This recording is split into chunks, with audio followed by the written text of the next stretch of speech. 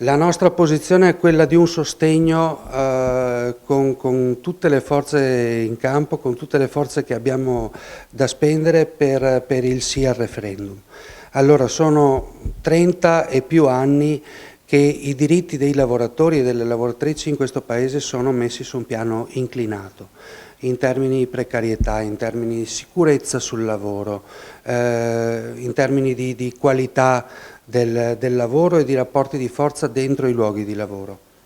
Ne sono la prova il numero di precari e di instabilità che c'è soprattutto tra le fasce giovanili allo stato attuale, dopo che ci hanno dipinto il Job Act come fosse una cosa che poteva dar lavoro. In realtà il lavoro è sempre più dequalificato. Parlando del quinto quesito che riguarda la cittadinanza?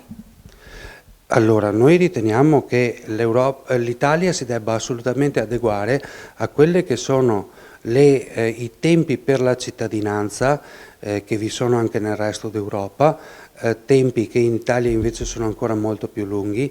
Molta della precarietà, molto del ribasso che c'è tra l'altro nelle condizioni dei lavoratori è legato ad elementi di ricattabilità dei lavoratori migranti dati dalla legislazione vigente, dalla Bossi-Fini e quant'altro.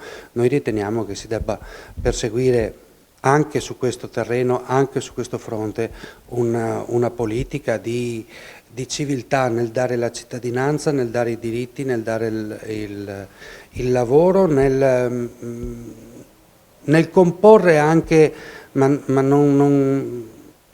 nel comporre anche una situazione nella quale migranti e italiani lavorano assieme con gli stessi diritti, insomma.